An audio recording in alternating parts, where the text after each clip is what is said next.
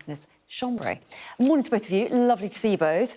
We're going to kick off with some of the coverage of the weather this morning, Katrina. And obviously there's probably going to be plenty of coverage tomorrow because it looks like lots of areas of the country covered in snow. But talk us through the Mail on Sunday's double-page spread on this.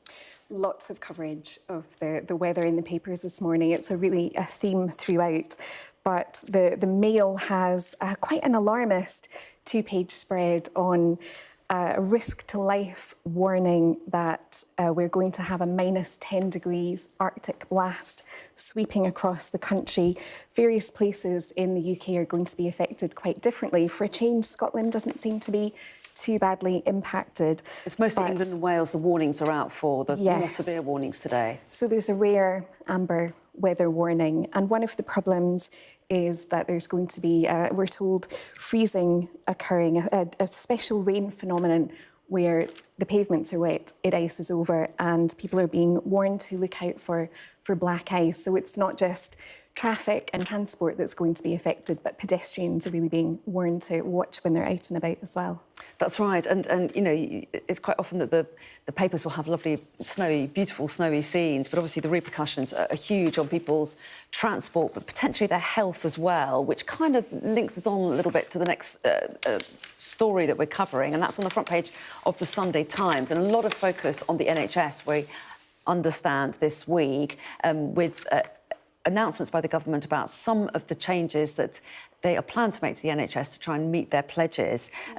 Obviously, the weather link I was making was the fact that that puts more pressure on on A&E, for example, with people slipping up on the ice, but also flu cases. But talk us through what the Sunday Times story is, Aggie. Indeed, I think that's right. I mean, it's kind of a thread flowing through both of the papers. So we've got the cold snap, but also how the cold snap's going to affect the NHS, and then, of course, how the NHS is going to cope through the winter. And we're getting a bit more kind of meat on the bones of what Keir Starmer is going to announce in his big speech tomorrow. And it does sound like it's going to be focused on the NHS, and indeed on the fact that they're going to kind of update the NHS app. They're going to make it easier for people to have choice. At the moment, you actually do have choice. I didn't know this, but you do have choice of what hospital you visit. And apparently I'm not the only person that didn't know this. Only a quarter of people are kind of told this when they go in. So the Health Secretary, Wes Streeting, has said when he had kidney cancer, he was given the choice of hospitals. And he want to make sure, you know, his mum, everybody knows about that choice. So that's one of the things they're doing, that patients must get a choice of 5 hospitals. And then they're also going to use the NHS app to make it easier for people to kind of book appointments on there and use the NHS app. They point to the fact that the NHS app has more subscribers than Netflix, which they're very, very proud of. So they kind of want to utilise that fact. And as I say, this will be kind of the backbone of the speech that Keir Starmer is giving tomorrow. And obviously the drive is to improve efficiency and to try and tackle the issue of waiting lists, Katrina. But there are some people that say this is all very well if you are digitally savvy, but some older members of the community, who are sometimes the people that need the NHS the most, may feel left out of this, and that's not being taken into account. No, and Aggie makes a really good point, which is that she didn't know that this was an option. And Wes Streeting is pushing the fact that this is something that is already available to patients, but it is asking patients to advocate for themselves. And there's talk in this story as well of how when people have multiple health complaints, they're having to deal with consultants, they're having to deal with GPs.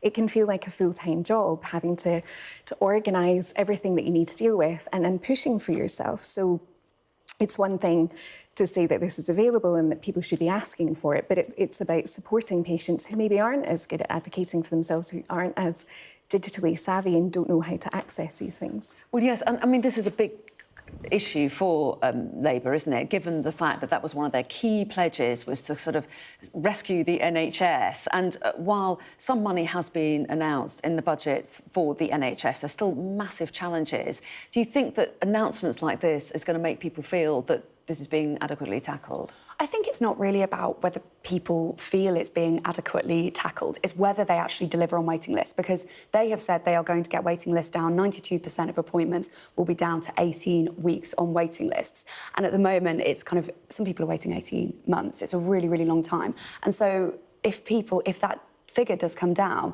by the next election, which is what they have said, then I think they will have done enough. You know, Wes Streeting, the Department of Health, was the big winner out of the budget, but it's kind of about whether or not they deliver as well as, you know, and I think if they're delivering on that, then people will feel better. But I think the two come hand in hand. Yeah, and people's own personal experiences will always feed into this, won't it? Of course, yes. Take us to a story that I haven't got in front of me, so you're going to have to talk me through it. This is about e-visas. It's a story inside The Observer, isn't it? It is, yes. So this is more immigration news for Labour, and immigration obviously is a huge topic and will continue to be a huge topic during 2025. But this specifically is the government pushing ahead with a digital visa scheme that replaces the existing visa scheme for people who are coming here from outside of the EU. And the problem is that there haven't been any equality impact assessments on this. So we were just talking about people who might find it difficult to navigate the NHS app. With this as well, people who perhaps have a language barrier or who are a bit older aren't able to navigate the digital scheme. And so it's putting them at risk of fraud. There's the possibility that people will be able to hack into the visas and use people's visas for nefarious purposes, which is one of the issues, but also it's extra work for the Home Office. And when it comes to immigration, one of the problems we're told is about a lack of civil service capacity. And this is another thing. There are 4 million people who are affected by this, and apparently 1 million people still haven't moved over to the new visa scheme. So it's a small story in The Observer, but potentially has quite significant impacts. And again, for another key area for the government that people care about immigration. Definitely, and I think this is going to be one of the things that comes up again and again and again, especially because, and I know we're going to talk about it, the threat of Reform, who are talking successfully about migration. So, you know, this is one of the things that they just have to deliver on, and they know this. You know, this is one of the foundations, one of the two foundations of this Labour government. But yeah, I think this could be, as you say, a really big story if this is something they don't get a handle on. OK, fantastic stuff. Thanks very much indeed for the moment. Aggie and Katrina, we'll see you again in the next hour with another selection. There's lots to talk about, as ever, in the Sunday papers, so we'll see you in a bit. Thank you.